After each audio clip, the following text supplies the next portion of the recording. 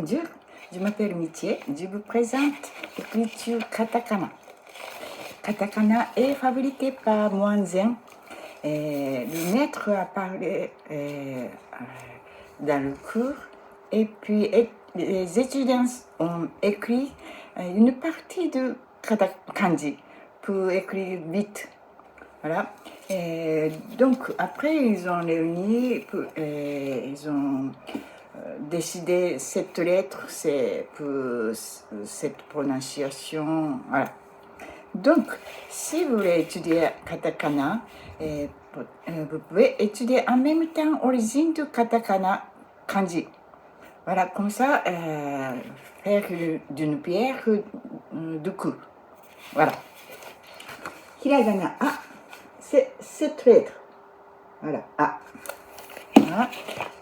Origine du hiragana A, c'est cette lettre. Donc, cette partie, on l'appelle Kozato Hen, clé de kanji. Il est un peu modifié et puis il est devenu katakana A.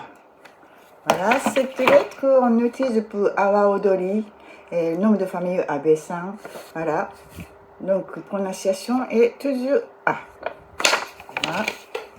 Et puis, I, c'est cette lettre. Voilà. Origine de I, c'est cette lettre. Une partie. Voilà. C'est carrément même forme. Voilà, cette lettre, c'est comme le lieu de onsen Izu. Voilà. Et nom de famille Ito-san. Voilà. Et puis, katakana U, c'est ça. U. Voilà. Et origine de katakana U est cette partie. C'est un peu écrasé, mais origine c'est ça. Voilà. Cette lettre, on prononce U comme Uji. Elle est célèbre pour le lieu de TVR. Voilà. U. Voilà. Et puis, katakana E, c'est ça.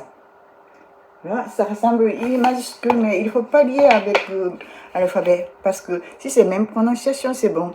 Mais si c'est pas même prononciation, ça donne la confusion plutôt. Donc, origine de katakana, c'est cette partie. Et on prononce E comme kanji et de Edo. Là, Edo. Et puis, dernier voyelle, c'est O. Voilà.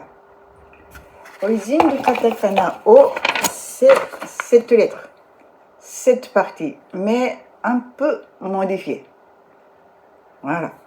Et cette lettre, on utilise pour OIT, mais c'est un peu rare. L'utilisation est rare. Voilà. Et parmi 45 katakana, il y a 20 katakana, vraiment une partie de kanji. Et 25 katakana, c'est un peu modifié, déformé. Mais quand même, presque moitié de katakana, c'est issu de kanji. Donc, ça peut vous aider pour apprendre katakana et kanji en même temps. Et l'utilisation du katakana, c'est d'abord mots importés, comme fashion, violin, piano, voilà. Et puis, deuxième utilisation, c'est onomatopée. Voilà.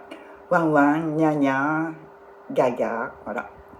Et puis, troisième utilisation, c'est nom de société, comme Panasonic, Sony, voilà. On utilise katakana. Voilà. Donc, comme ça, vous pouvez apprendre le katakana petit à petit. Merci.